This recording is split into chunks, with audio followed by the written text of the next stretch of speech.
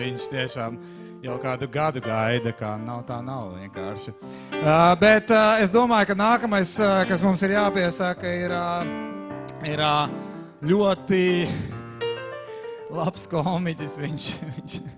Viņš ir tāds slāvs ar igauņu temperamentu, teiksim tā. Principā tas, ko viņš, manuprāt, mēģinās šodien izdarīt, ir viņš vienkārši noraus jumtu, jo viņa vārds ir Maksims. Ar skaniem aplausiem sagaidām Maksims!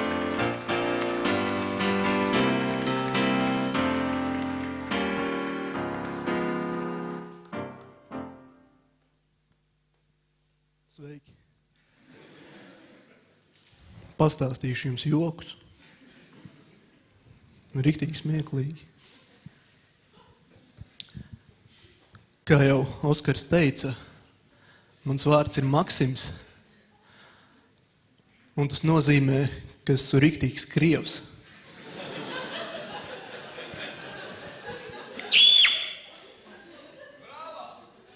Kurš? Nezinu, kāpēc, bet vienmēr, kad uzstājos ar draugiem no Komedija Latvija, viņi saka, ka man ļoti patīk okupēt skatuvi.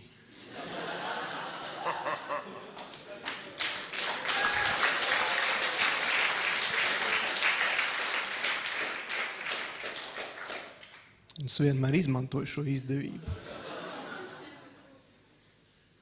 Vienu dienu likās, ka kaimiņu dzīvoklī no kāda izdzen nelabo.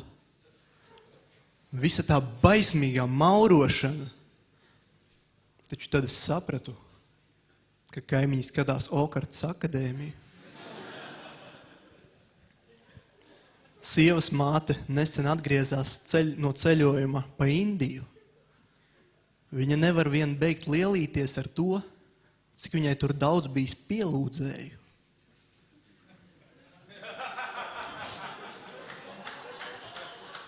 Acīm redzot, govis tur tik tiešām ir svētas.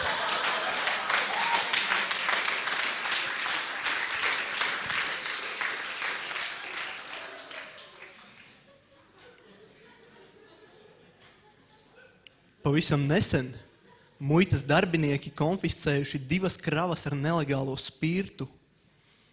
Karoče, muitas darbība uz kādu laiku atcelta. Pašlaik sākta spirta masveida iznīcināšana. 2 muitas darbinieki jau atskurptuvē. Iepriekšējais joks, bet nākamajā līmenī. Tūlīt. Robežsargi Zilupes robežu kontrolas punktā konfiscējuši tonu kokaīna. Narkotiku eksperti no Rīgas izbrauca nekavējoties.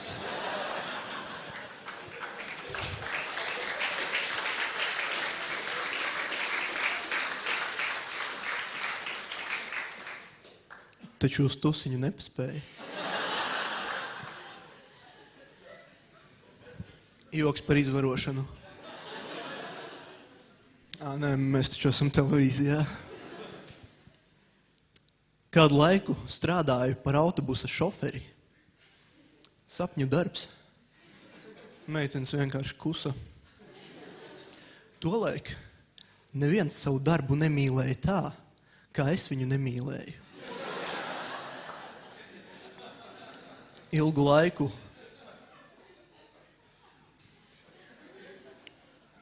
Ilgu laiku nostrādāju maršrutā Rīga, Tallinas osta.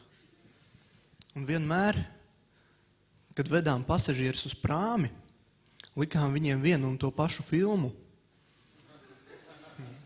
Protams, ka Titaniku.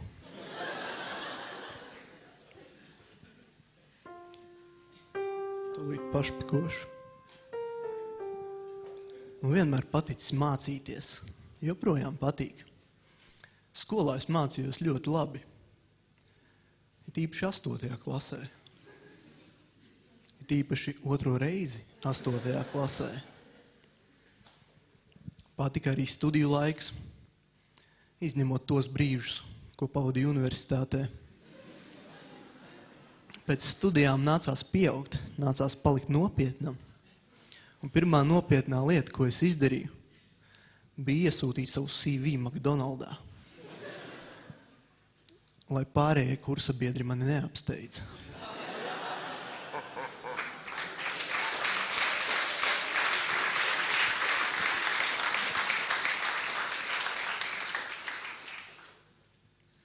Nopirku pašpiepūšamo matraci. Pats piepūtu.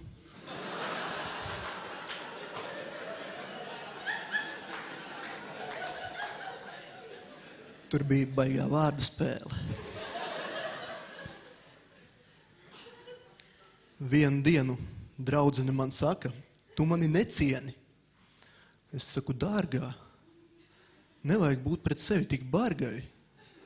Labāk aizēj nomazgāt traukus. 30 sekundes vēl.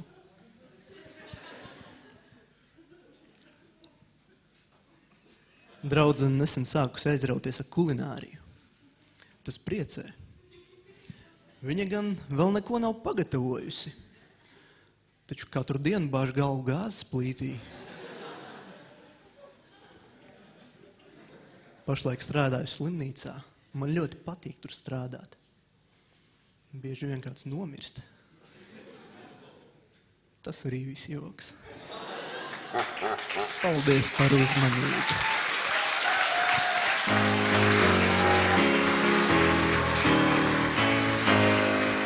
Paldies Maksimam, tas bija lieliski.